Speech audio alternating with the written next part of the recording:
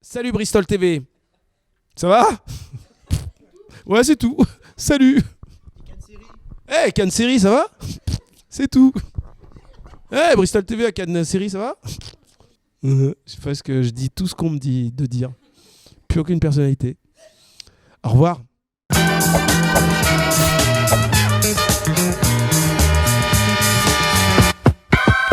Ouais, pour moi aussi, ça tourne. Troisième semaine de tournage. Hier, j'ai terminé la troisième semaine de tournage. C'est cool. T'aimes bien? Ça se voit, tu t'en fous. Ah bah si. Non, bah t'as fait, ouais, super, super. Bah ouais, bah ah ouais. Vas-y, alors, style sur les boulots, les trucs comme ça. Ah non, ok, ouais, c'est vrai. Oh, c'est vrai, je l'avais pas vu. J'étais focalisé sur toi. Et ouais, troisième semaine encore, mais il nous reste encore 8 semaines de tournage.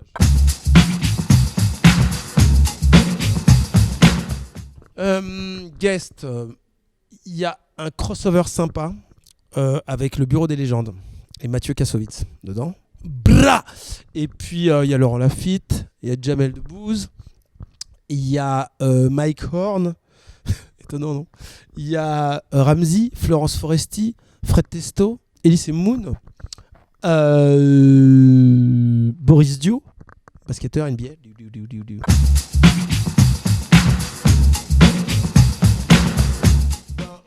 On va essayer de respecter à peu près la durée qui s'est écoulée, les années qui se sont écoulées entre la saison 2 et la saison 3. Donc 7 ans. 7 ans se sont passés. Le personnage a bien évolué. Et en fait, je crois que j'ai déjà 200 heures de bêtisier sur les 3 premières semaines. C'est-à-dire qu'on était très très contents de retrouver nos personnages, Afid Benamar qui joue Flex et moi-même qui joue moi-même. Du coup, je pense que ce qui est in sera déjà pas mal. Le bêtisier est au-dessus, mais non, la série, je pense, va être très très. En tout cas, on y va la fleur au fusil. On est très très heureux de remettre les fringues de ce personnage, qui sont mes fringues en fait. Finalement, au bout du compte. Oui, c'est mes fringues. C'est ma taille, en tout cas, c'est ma taille. On a essayé, avec la costumière, on a essayé de voir les fringues qui m'allaient, a priori. Parce que si je jouais dans des trucs trop serrés, j'étais mal à l'aise. Et trop amples, je pouvais trébucher. Du coup, on a essayé vraiment d'être pile ma taille. Il y en a dedans. Attends, tout était réfléchi. Hein. Ouais, il y a un DA, un directeur artistique qui a bossé là-dessus. On est une équipe, hein. On est une équipe.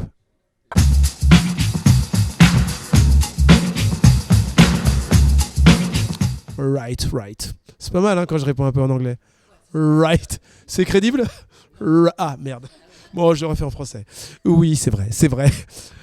On a changé de format parce que nous bouillonnions d'idées et on avait du mal à tout caser dans un épisode de 30. Les épisodes au début de l'écriture étaient extrêmement riches.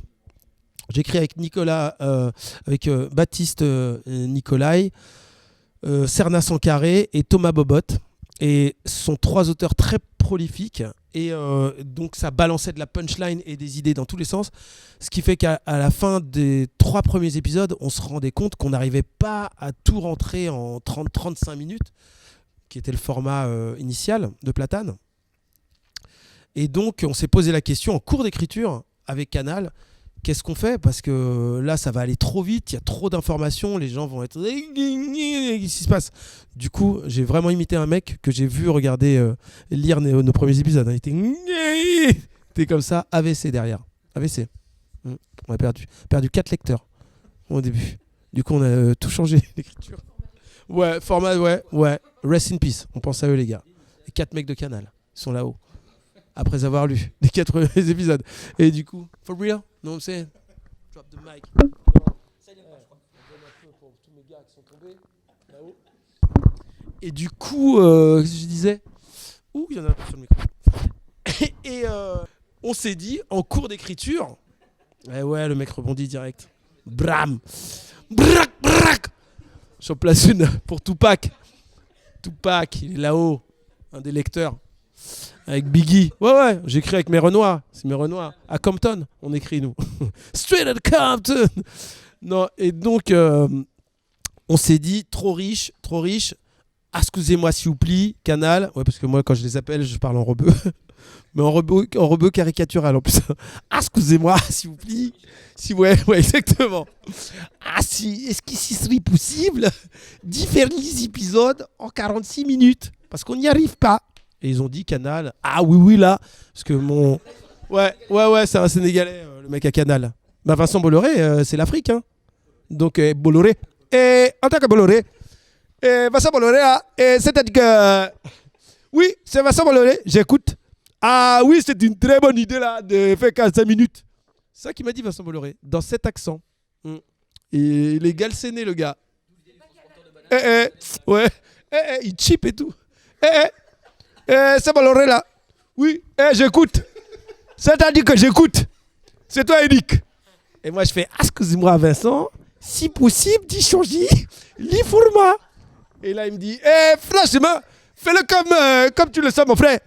J'ai fait, excuse-moi, merci beaucoup, Vincent, si adorable, si très très gentil de ta part. Parce que je prends une voix très aiguë quand je parle arabe. Et il n'y a pas de souci là, je repars travailler en Afrique là présentement. Je l'ai laissé parce que le mec il a du taf quoi. Donc, ah ouais, on est une équipe, hein. C'est lourd, mon frère, lourd. Et du coup, on a mis 45 minutes. Et donc 8 épisodes, mais ça correspond à 12 épisodes de 30. On a à peu près la même durée de vannes, de gags, de plaisir que la saison 2, mais c'est en 8 épisodes cette fois-ci. Est-ce que, oh là, bah en fait, un peu oui. Ah, sur les sujets, non. Sujets, s'en bat la race. Non, sujet, on y va. S'il y a un truc qui nous, même si on sait que c'est tabou, on y va. On y va. Et vous allez voir que cette saison est particulièrement raciste, par exemple. Donc là-dessus, yes. Oh non, on s'en fout du hashtag, nous. Fuck le hashtag. Et en revanche, comme ça vannait à mort entre auteurs, on avait des séquences dialoguées qui faisaient 5 pages. Alors qu'elle devait ça devait faire 2 minutes, quoi. Et parce qu'on mettait toutes les vannes de tout le monde, tellement on était content de nos vannes. Du coup, il y a eu une deuxième réécriture où on a dû sabrer et puis garder les meilleures vannes. Donc on s'est censuré dans les dialogues parce que c'était trop riche.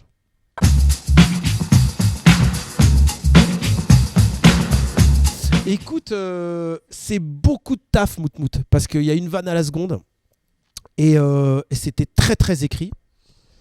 Mais on nous en parle aussi pas mal. Donc, oui, mais en fait, en même temps, je suis en train de développer une autre série qui s'appelle Distant Reality. C'est les premiers colons sur Mars. J'ai une mini-anticipation, ça va arriver dans 8 mois, ça. Donc, c'est 2 Belges qui m'ont amené ce projet que je trouve hilarant. Et j'ai saupoudré de vannes à moi là-dedans. Et ça va être la prochaine série. Ça fait 4 séries que je crée.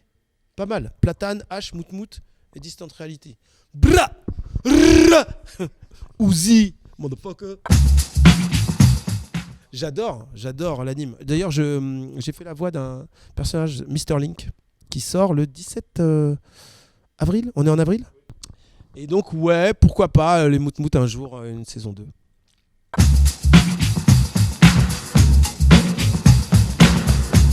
Ah, écoute, ça c'est un éternel regret. Ça devait être notre 2e film. On l'avait écrit juste après la Tour Montparnasse, Infernale. Et en fait, c'était Michel Hazanavicius qui devait réaliser le film. On est en 2002, hein, donc Michel Hazanavicius est un réal de pub, a rien fait encore au cinéma. Et on nous dit... Non, mais c'est pas un réal, le mec, il pourra pas le faire, et tout ça. On s'embrouille avec le producteur parce qu'on veut absolument imposer Michel. Et paye son âme, c'est Christian Fechner qui stoppe le film. On était en prépa et c'était effectivement 2 super-héros qui étaient pas nuls. Ils étaient moyens parce qu'ils devaient se partager un pouvoir. Donc il y en avait par exemple un qui pouvait voler très vite mais à 1 mètre du sol. Et un autre qui pouvait voler haut, mais à 50 km/h. Comme ça, quoi, en abeille un peu. Donc c'est un peu galère. Donc ils étaient obligés de se partager. Sauf que ça, on l'avait écrit en 2001, donc. Et depuis, il y a eu tellement de films de super-héros que la donne a changé. C'était pas de la parodie, mais on s'inspirait beaucoup de ce qui se faisait à l'époque. Et aujourd'hui, ça a tellement évolué qu'il faudrait faire autre chose. Il y a des films de super-héros qui sont très drôles maintenant. Deadpool, par exemple, et c'est super marrant. Et je crois que Shazam a l'air pas mal aussi. Je l'ai pas vu, mais non. C'est pas ouf. Moins inspirant. Bah t'as qu'à critiquer, vas-y. Non, j'ai pas vu moi non plus. Ah oui, t'as pas vu et tu critiques, pas mal. Ok, j'aime bien. J'aime bien le délire. Ok. Et écoute, ça peut te choquer, mais Alal, police d'État, moi, mon personnage, je l'aimais beaucoup avec ses veuches dégueulasses. Et qui parle comme ça, il n'y a pas de souci. Je pense que j'aimerais bien le développer, notamment pour une idée de série que j'ai. S'appelle. Comment ça s'appelle déjà ? J'ai déjà oublié le titre de ma série. Non, attends, elle est super. C'est Danse avec les keufs. C'est Danse avec les keufs. C'est deux flics. Je pense à Youssef Hd qui joue dans Platane aussi. Et dans Problemos. Et moi-même, dans le personnage de Salut, y a pas de souci. Sont deux flics sur la Côte d'Azur qui mènent des enquêtes dans le milieu des blindés. Genre Colombo, quoi. Mais en comédie musicale. C'est-à-dire ils sont obligés de résoudre leurs enquêtes en chantant et en dansant. Donc ça va arriver, ça. Coming soon.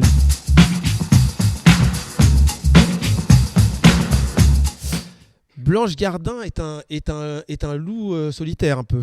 En tout cas, un loup qui un loup. C'est une louve. Je pense qu'elle a besoin de faire sa carrière solo. D'ailleurs, elle a l'habitude de travailler seule, elle se produit seule, elle joue seule sur scène. Moi, j'adorerais retravailler avec elle. Je trouve qu'elle est absolument formidable. C'est un auteur de génie. C'est le meilleur auteur français. Et elle est même largement au-dessus de plein d'auteurs ricains, je pense, et anglais. Je pense qu'elle a cette culture-là et cette intelligence-là pour nous pondre des choses très originales et hyper drôles et référencées et tout ce qu'on veut.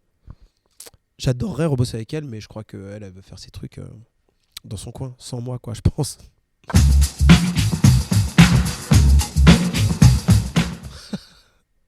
Ah ouais ? Comment ? Mais j'ai rien dit, n'importe quoi. C'est super la comédie en France maintenant. J'ai dit ça, moi. I don't think so. Écoute... Non, c'est...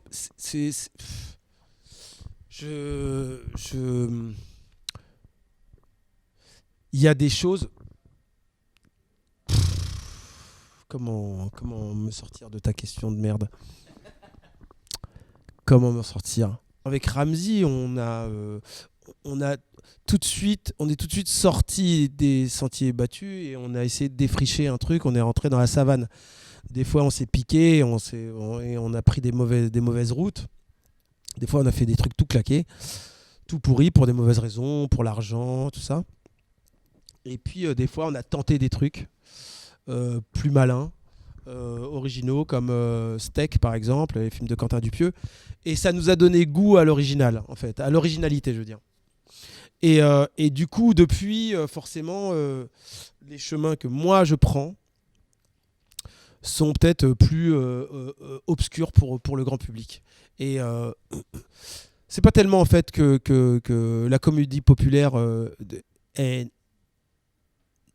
n'est pas de qualité. C'est surtout que moi, j'ai pris un chemin de traverse, quoi. Un chemin qui correspond à peu de gens. Et moi, je m'y plais énormément. C'est-à-dire que là, en ce moment, par exemple, je tourne la saison 3 de Platane. Platane, c'est totalement confidentiel en termes de succès public. Personne connaît Platane. Enfin, je veux dire, si tu sors de Paris intramuros, personne connaît Platane. Je te le dis, je t'assure, j'ai les audiences. C'est vraiment... c'est un beat, quoi. Mais je n'ai jamais été aussi heureux sur un plateau que ces 3 dernières semaines où je fais le truc, ma substantifique moelle, c'est ma pulpe, là. Je suis dans mon domaine, je suis ultra heureux de faire ce que je fais, ultra fier de présenter ce qui va sortir de cette saison 3. Parce que c'est 100% de ce qui me fait rire. Mais je perds beaucoup de monde. Quand je fais des trucs qui me font marrer moi, je perds tout le monde. Et je vous perds là, puisqu'apparemment on doit arrêter. Bon ben merci, and thank you for your support. Bristol TV, c'est une vraie télé ça? C'est la télé de l'hôtel Bristol? C'est à l'hôtel Bristol? Et c'est au sultan de Brunei? Les mecs qui lapident les homos là? Non, c'est pas ça? Hein? D'accord. Ça appartient à qui alors? Ah bah ça va, c'est clean alors.